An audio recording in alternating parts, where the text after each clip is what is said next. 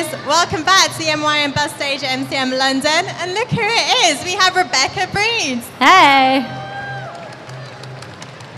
It is lovely to have you here. And I know that you obviously travel around quite a bit. You're back now traveling with your husband, Luke Mitchell. Do you guys do many cons together? Every con I've done, we've done together, which is good.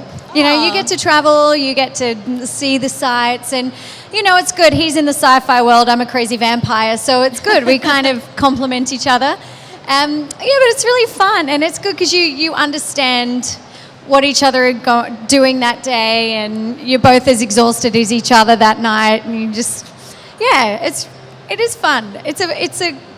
We're very lucky to be able to do it together. I don't think there are a lot of couples that both get to go to work and do this, you know? Sure. It's not like I'm waiting back at the room going like, oh, Luke's doing stuff, I'm bored, What's you know? he doing? Yeah, we both get to work. Yeah, exactly. Yeah. But it's not the first time that you guys have worked together, because obviously you met on Home and Away.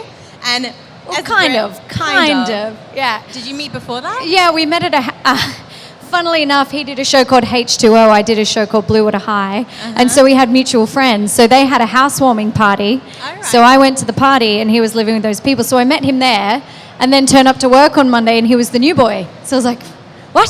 You're my party flirt. Now you're at work with me for the next 3.5 years. So he was stalking you. Yeah, heavily stalking me, like got a contract on Home and Away to stalk me, kind of stalking. Wow, that's taking it far. Yeah, but it was one of those just meant to be kind of things. But yeah, it worked out, which is good. Not a typical showmance. No. Yeah. And on the show, you play a couple as well for a bit. So for a bit, yeah. What was that like then, being a couple on screen and off? You know, it was actually a real challenge because our characters had a very tumultuous time together, so it's hard to not let that, because you live that experience when you're in character, so It's hard not to let that come, you know, like overflow into your lives. So we'd have this really stressful day at work together where we're like having a big fight, yelling at each other or something's going down, and then you like go home that night eating Thai or whatever you're doing, just going like, that was heavy. Like, how do you like, you know, come down from that? And it's also good to have, you know, it's good fun because it, you know, you trust each other so well, you know each other so well, you can really play in that world together. But at the same time, it's nice to kind of him go have a day, I'll go have a day, and you get to go home to each other and go, well, how was your day? And you have something to talk about as well, you know. So it's good, but it's not something I would want to do all the time. But yeah, it was a fun challenge. Have you talked about working together again in anything? He's on a show at the moment called Blind Spot, and I'm kind of going, I need to get on that. That looks fun. I love that show. Yeah. I know. So I'm like, we need to talk to Martin, and I don't know, maybe I can be some miniature human spy. I don't know. But yeah, I mean, if the opportunity came up, there was a film that we were going to do together. You know, there's stuff that you're like, would that be good? Or would it just be better for you go do that? That's your thing, and I'll go do this. This is my thing, and you know, you can support each other in that. You know. Have you watched each other's shows? Yeah, we do. Yeah, I watch him, and he. Yeah, we try and watch each other's stuff, and I don't want to know a lot about what he's doing. Like, he's doing his show, that's great. I'll like run lines with him or whatever. But I'm not like the girl who's on set every day watching him going, I want to know everything, because I want to be able to sit back and watch it as a product, as a whole. Like, I want to watch it like everyone else is watching it and have the full experience and not be kind of thrown by, I remember that day on set this happened, or this was all in the script but they had to cut that because the episode ran over time, and so now you feel that missing. You know, if you just watch it without knowing any of that context, you can just see it as an audience like everyone else. And you want to be the fan. Yeah, and I can bring that perspective, because he'll be like, we shot so much more of that fight scene and it didn't make it in, so he's disappointed, and he's like, the episode could have been so much better. But for me to just watch it as it is, I'm like, I didn't even know that was supposed to be in there. As an audience, I don't feel that missing, so I can bring him perspective and be like, no, like, it's to the person who's just watching it for the final product, it's awesome, you know, but you don't get caught up in all the politics of what the day on set was like or all that kind of stuff. And also I get to see him just in all his glory doing that, you know, so yeah, it's good. That's fantastic. Yeah. And everyone here, I'm sure, has heard of Neighbours, Home and Away, watched it at some point, run home from school to get the next episode. Channel 5. Absolutely. Yeah. And to me, I was wondering if, as an Australian actor, is it kind of a rite of passage to be on one of those soaps? Because everyone seems to go through those. Yeah, I think so, because we're a very small little industry. There's not a lot going on there, so there's not a lot of options to work on. So if you want to step on set at all and get in front of a camera and feel what that's like, it's kind of one of the only two places that you're likely to get a job, So I think that's part of it, but also that everyone calls it a great training ground, and it is, you're working so fast and there's so much content, and you get to be in front of camera so much. So not only do you get to work on your acting and creative skills, but you get to work on your practical skills, like finding your light and finding your mark and continuity and all those kind of things that they don't really teach you in acting school, Yeah. So it is a really great, it is a rite of passage, I think. And I'm, proud to have been a part of it. So many greats have gone through that school, essentially. Yeah. And I mean, it's a great time in my life. I met my husband. We had 3.5 years where it was my job to sit on the beach. I remember I had a scene with, I can't remember if it was Lincoln Lewis or Lincoln Younes, but I had like a romantic thing with both of them. But our characters were sitting on the beach having a picnic date, but my day at work was literally sitting on the beach eating food, and then this like whales went past. Wow. Like just breaching, and we're like, I'm at work, like I'm getting paid to do this. I'm on the beach eating food and there's whales going past. I'm just sitting here in the sun. Like, it was an amazing, amazing experience. So, everyone wants that job now. Yeah. And in that, obviously in Summer Bay, and you're on the beach, you're surfing, and you also surf, I think, in Blue Water High. So are you a good surfer? Well, funnily enough, I have an older brother who's a big surfer, so he would drag me to the beach all the time and get me on a board and show me how to do everything. So I was very much in my element, but unfortunately, because of insurance reasons, I couldn't actually surf on the show. They always cut to your double.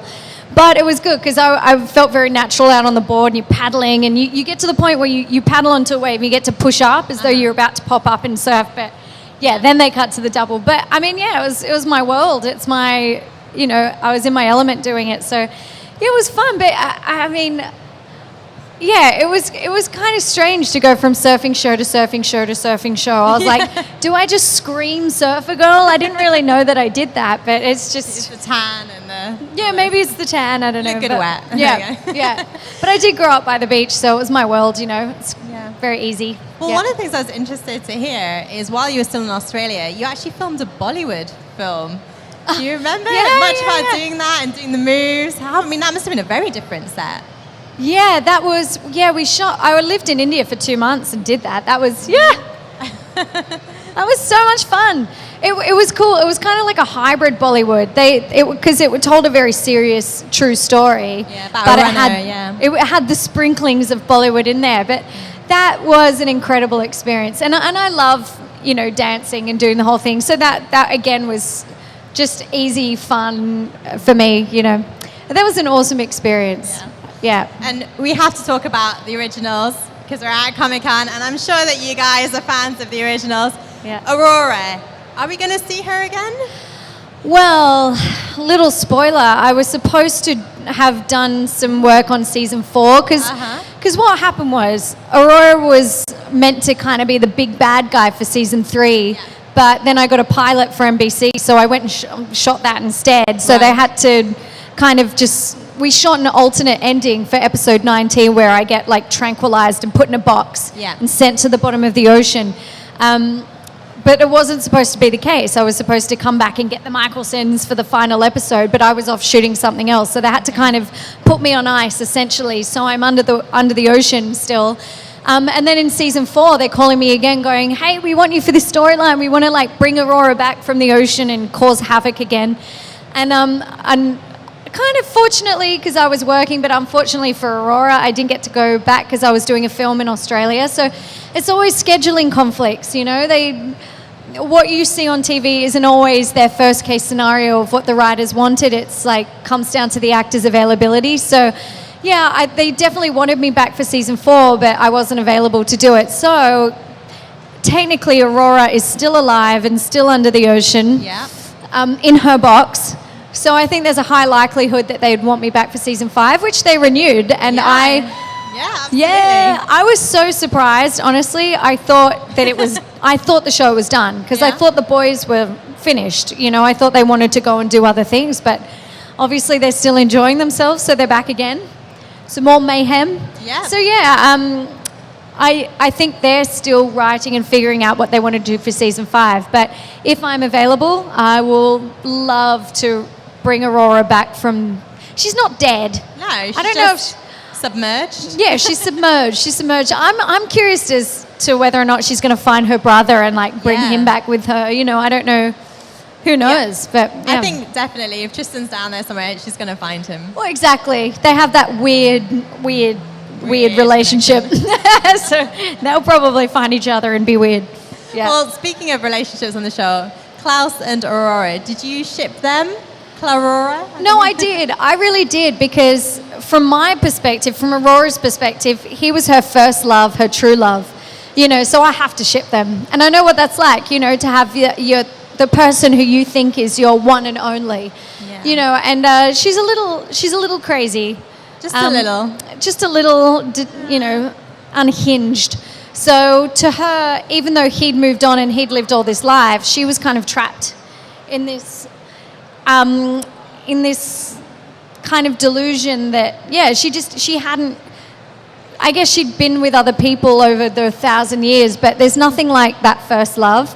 So I think she was really drawn back into that. And I think if things hadn't got I believed in their relationship and I believed in their love. Things got complicated because of Elijah and, him putting the compulsion over them and stuff just got so messy. I think it's too much water under the bridge. I don't think you can go back. And they've tried to kill each other about 55 times. Yeah, so there's that little thing. I don't know if I think the trust is broken, and once the trust is broken, I think that's it. But I think my favorite episode to shoot was episode 19 of season 3, where she truly, I think, had broken the spell of her love for Klaus. I think because she has him up in the shackles, and she has that line, which is my favorite line. It was she leans into him and she says if I kissed you now, or something like that, would you love me, or do you love me, or something like that. She's like, would you feel something if I kissed you now? And he's like, yes I would, because he's trying to get out of trouble.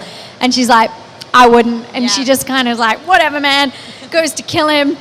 So I think that was really fun, because she was under his power the whole time I was on the show. And that last episode, she wasn't under his spell anymore. She'd come out of it, and that was there was just nothing in her way by that point. She was ultimately powerful, kind of Aurora.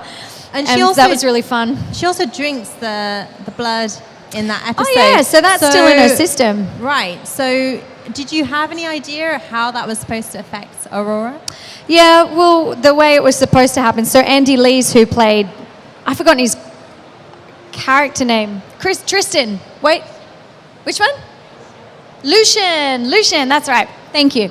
So Lucian came back and was the big bad guy, but I think originally that was supposed to be him and Aurora together. So that just would have been, whatever happened to Lucian probably would have happened to Aurora. So I think she would have eventually died. Yeah. So it's kind of a good thing that, maybe not. You just never know what they've got planned. But yeah, so technically she's still got that in her system, and she is at the bottom of the ocean. So maybe she's still going to come back all powerful and rain more havoc. I kind of have this hope that she's gone to therapy and she comes back really strangely normal. I think that would be more entertaining. Because it's do you trust her? Do you not? Could she really be normal again? If she was really Klaus, I understand where you're coming from, this really enlightened being. I think that would be really strange, because it'd be when's she going to turn? When's she going to turn and stab him in the back again, Yeah.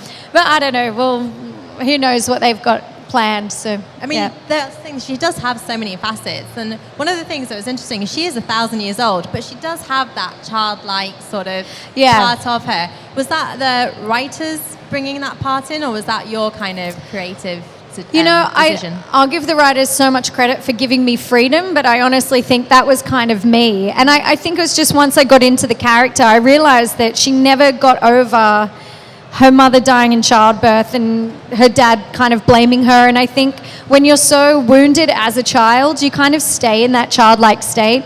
And it made it so, like she threw tantrums if she didn't get her way. She was very much like a toddler, just an all-powerful 1,000-year-old toddler.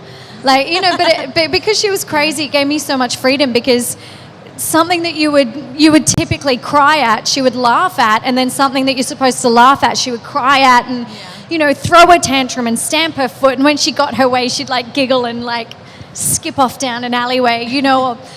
So she was very childish, but I think that made her more menacing and more dangerous, because she didn't have this adult-like rationale about what she shouldn't do, or what life is and what it's not. You know, it was just like, I want to get my way, and I can do anything or get away with anything. That the boundaries of being an adult didn't apply to her, you know. But that made her really, really fun and really dangerous, I think, because you can't reason with a 3-year-old, but give them ultimate power. It's even more kind of terrifying.